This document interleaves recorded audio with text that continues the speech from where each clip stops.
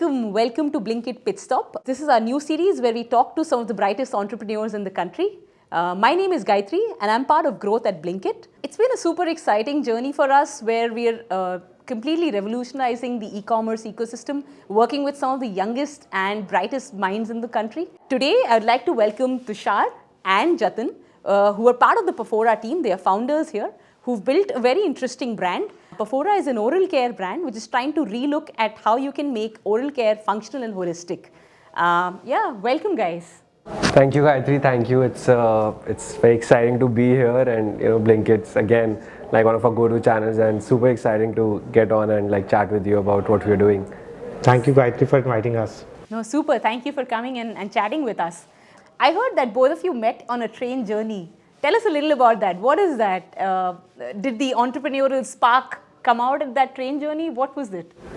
So we were in our early 20s, young professionals lost without much direction.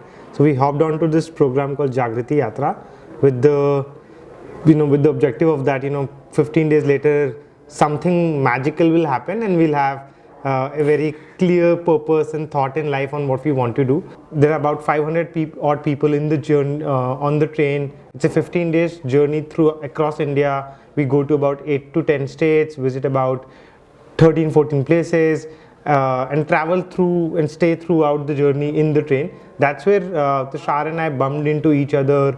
I think that was somewhere in Orissa, Behrampur. Yeah. So the train also has you've got places like Barefoot College, Telonia, small village in Behrampur where you meet people who are doing bee farming or they're running like a school. So that's like this broad setup where we sort of first got in touch with each other again through somebody else on the yatra that we knew.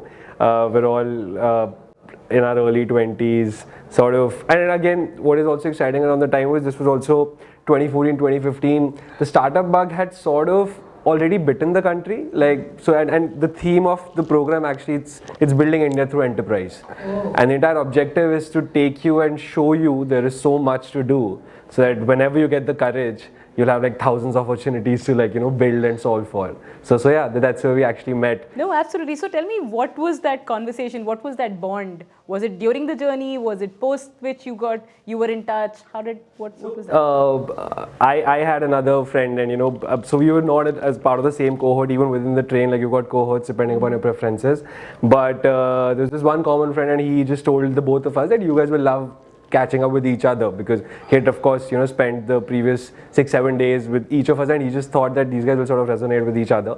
I think at the program then when we met and we were just walking around that entire piece, and I think we spent about an hour and a half together, and Jatan at the time was working on building a Kiva. He was the first employee there. So I'm hearing about all this new product development, getting the packaging right, what tubes to do, how do you go to market, how do you get people excited about the products and the brand that you're building. So that was my takeaway, that this is so cool and this guy's literally down there getting his hands dirty. So I think that's my recall of what our first interaction was.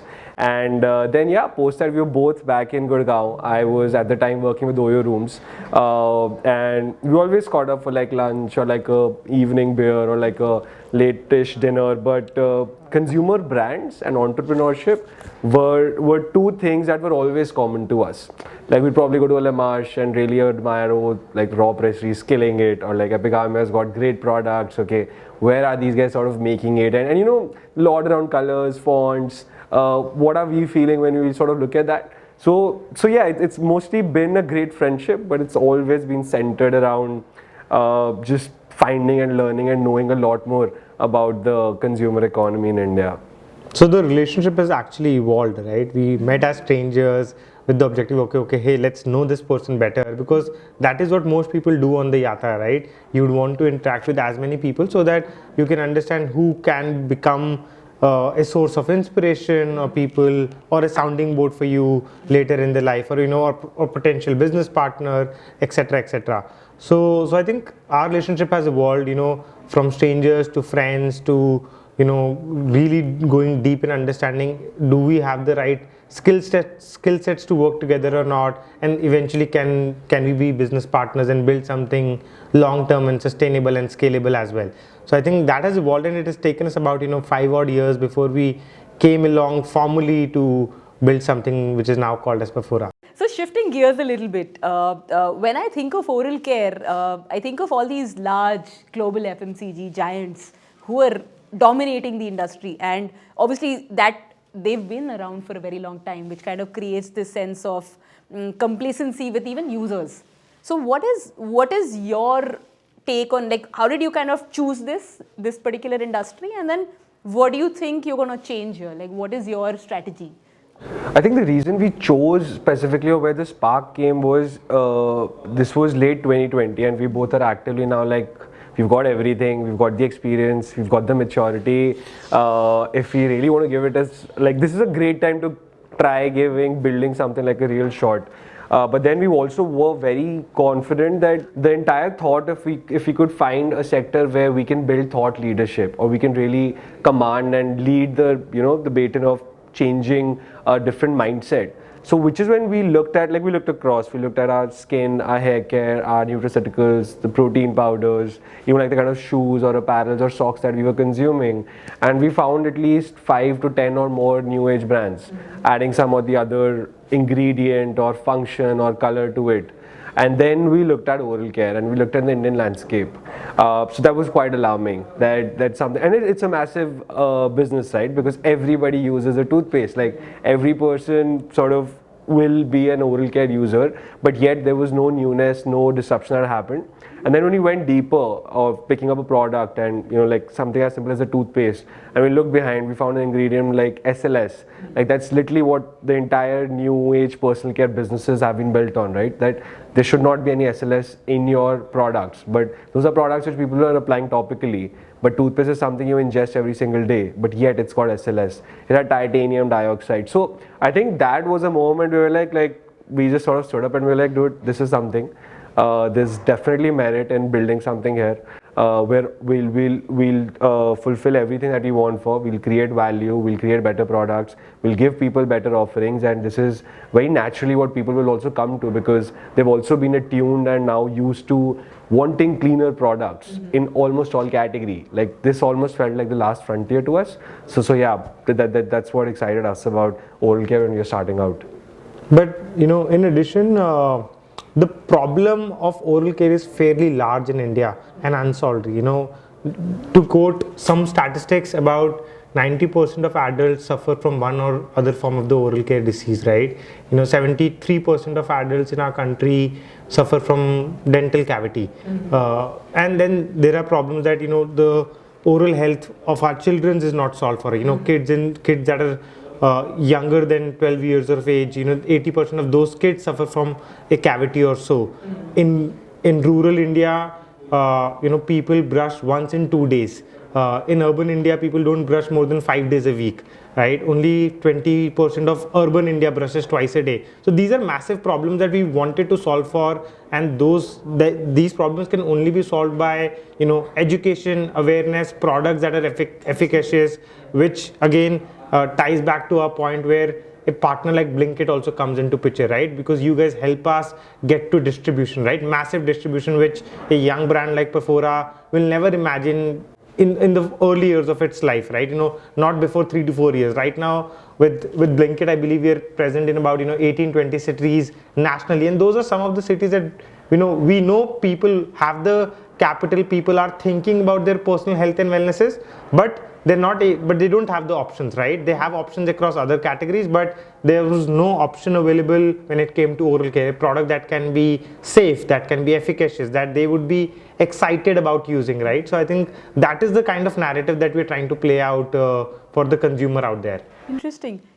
Tell me another thing. So obviously this is great. I think getting the consumer today is well read. They know what they're consuming, and they would like to know more. They wouldn't want to be happy with something which is harming that body. So you mentioned about SLS, and I think I wasn't aware of it. This is the first time I'm hearing about it, but I have heard of things which are in a toothpaste which may be harming me. Yeah. And I think getting that awareness out, getting cleaner products out, I think that's the way to go. What are the strategies that you guys are looking to implement to drive that acceptance or drive that knowledge as well? A couple of things that we've thought about that I would want to speak, and then I think Tushar can share and add value. One, we realize this category is very neglected. So, of course, like you said, people are well read, people are concerned about what goes into their body or what kind of products they use.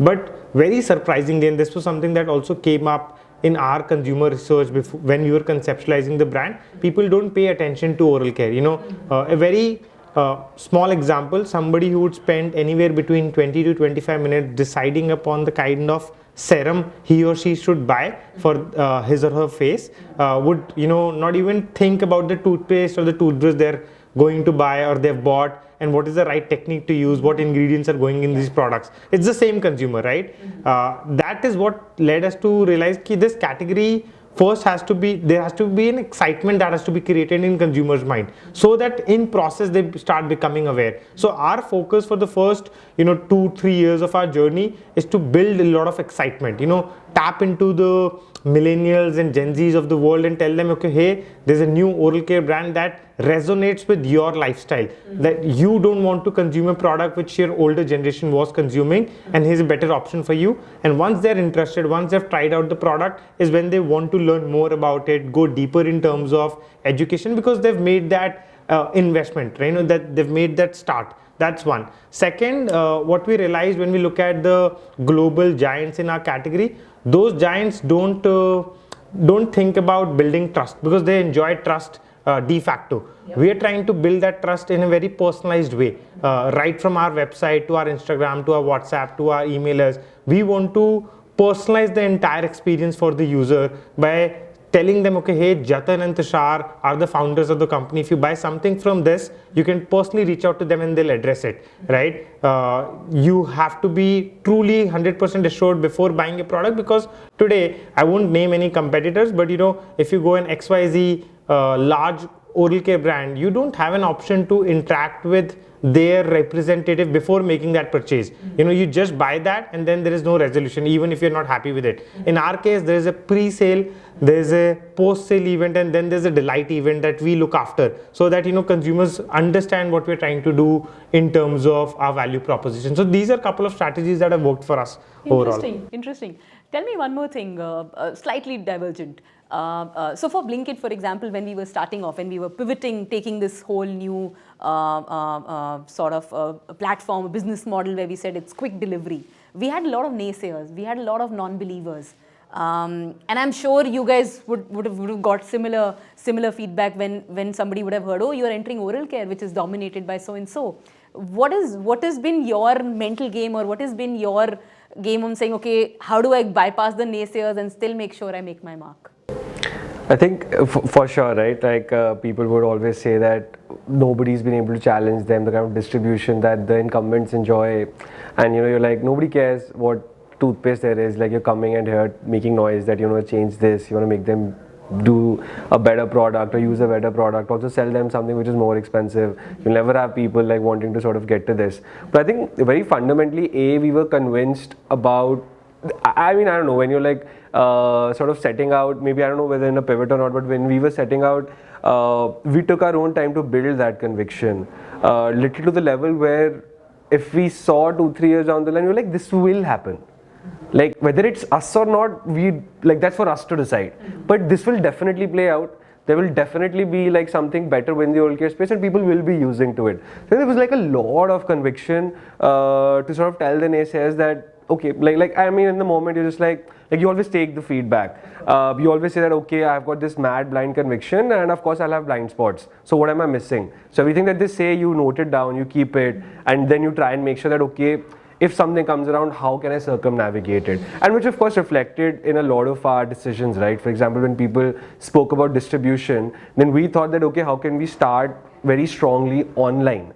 And now what do we do to build it online? We need like a great AOV product, which is why we did an electric toothbrush, so that the cost of like logistics or the end last mile delivery sort of starts to make sense. Then I think people had sort of similarly, there are other things which of course we always heard, we incorporated it. But I think there was just a very strong conviction that this would be able to play out. Interesting, interesting. Very cool.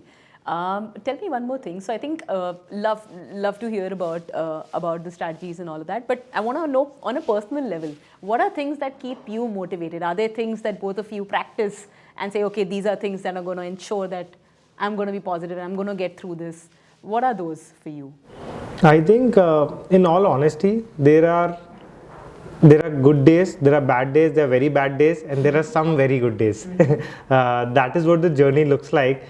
On bad days and very bad days, my personal way to be motivated or look forward is, one, I just try and reflect upon how we as a brand are adding value, right? How many people are really, really happy with our set of products, and are really happy that there is something called as Perfora that they use in their everyday life, everyday routine, and how that has impacted them in a positive way. That is one, and there's a lot of considering now we've been doing this for about 18 odd months, there are a lot of conversations that I have bookmarked or saved in my phone, where I refer to those email screenshots or WhatsApp screenshots or written feedback, or just recollect from my memory, this happened and this sort of brings a smile to my face. Second, I think is also learning from the journey of different entrepreneurs, right? Which is out there, or people that we might know in our network. We just pick up a phone and call that person up that we have or we enjoy some proximity to. Hey man, feeling stuck. This is not working out, and I would have said these words to myself or to someone else like n number of times, right? And then there's a reassuring voice. Okay, hey, your journey has been great. It's one down moment, and you just have to sleep over it, and things will be better starting tomorrow. So I think that is a kind of practice that I do at my end. I think one thing that's definitely helped me a lot, like I love stories, right? You read them, you listen to them, the level like I drive around a lot, and I think now there's just so many new age, older age stories, podcasts with like people who built them, and they have some very fascinating, not just India, right? Even like in the US, and there are a lot of such brands that sort of inspire me, and going back and again at different scales, right? Lower scales, bigger scales, really life-changing scales. But when I like listen to them, I think whatever the mood be, I think 15 minutes of like listening to somebody and how they picked up all the courage to build something, it really like makes me want to go and like put in my best. Yeah. Nice, cool. Final question for both of you. If you have to describe your goal in 2023 in a word, what would that be? Well, for me professionally is to at least reach about 1 million customers via Perfora as a brand, and I think that's a significant milestone for a 2.5-year-old company to get there, and that is what we are gearing up for internally. Super. So 1 million consumers. Yeah. All right. How about you? What's your goal? Yeah, I think I'd probably be very, very heavy. So again, for like a very small brand like us, but we really take our NPS very, very close to heart, because I think if that is sort of constant, if that continues to like stay strong, we'll see things fall like a great domino sort of a thing. So personally today we're at like 60 plus. So I want to make sure that we take that 10-20% notches higher, and of course that will be a function of how well we beef up and interact with our customers and what sort of products we put out there. Lovely. So NPS and growth. Lovely. Great. All right. Thank you so much, Jatan. Thank you so much, Tushar, for taking out time and speaking with us and sharing some of the very personal things that you had. Thank you, Gayatri. Thank you for this platform and for hearing us out. Thank you, Gayatri.